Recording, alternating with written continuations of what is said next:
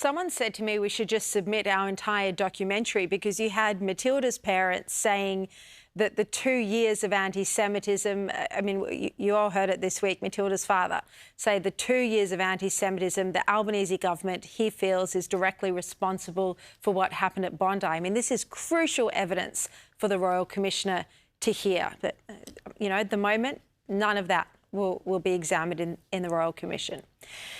Now, just moving on to another topic, Sarah, there's been new figures today in The Australian. They've exposed the gender wage gap at the public broadcaster, at the ABC.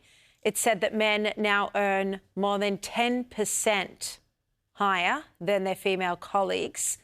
So, Sarah, how does the ABC compare to other companies when it comes to the wage gap? Well, Sharri, the ABC is well outside the target range of plus or minus 5%.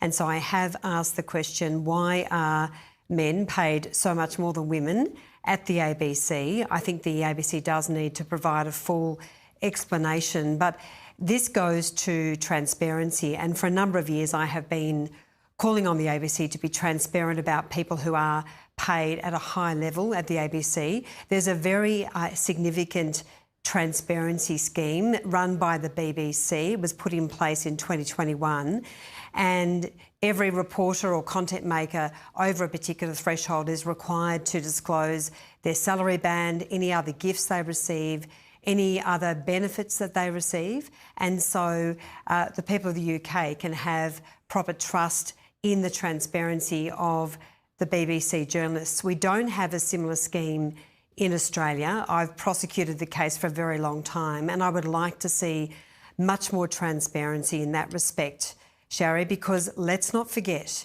the ABC receives more than $1.2 billion of taxpayer funds every single year, and I think it is incumbent on our national broadcaster to be as transparent as it possibly can be. But of course, when it comes to these issues, we never see the government taking a stand, fighting for the Australian taxpayer, and that is very disappointing.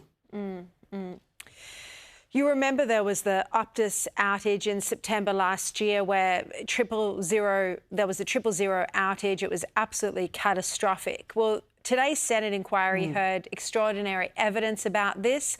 The independent investigator called it a culture of carelessness. Speaking about this culture of carelessness, would you say, in fact, that means there is a deeply concerning culture of negligence, given that we are talking about issues of life and death? It is deeply concerning, and it was deeply concerning, yes. Optus is trying to work it out and is certainly trying to do the right thing and correct these problems.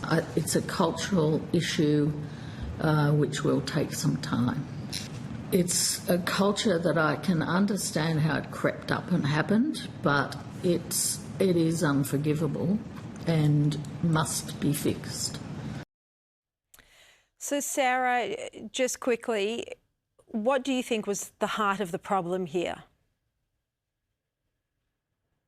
Well, Sharri, I initiated the Senate inquiry into the Optus outage, and as we know, at least 2 people died catastrophically last September because the government was simply not doing what it should be doing and ensuring that Optus and other telcos are properly held to account, but also the regulator. And I think we've also seen damning evidence where the government has not managed issues like the 3G shutdown.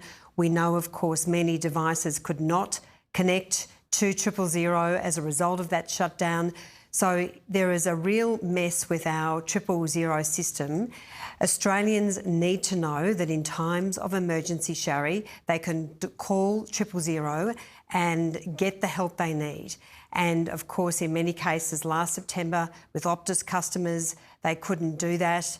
The results were catastrophic, and Optus has conceded today, and they do agree they have really deeply embedded cultural issues. Many things went wrong. We even heard today, Sharri, there were processes in place that Optus executives and Optus divisions were simply not following. There was a 40-page risk management or crisis management manual that no one could even follow because it was so complex.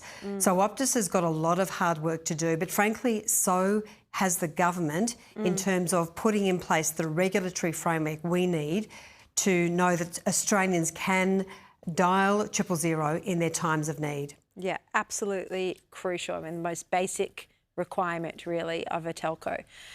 All right, Sarah Henderson, thank you for your time.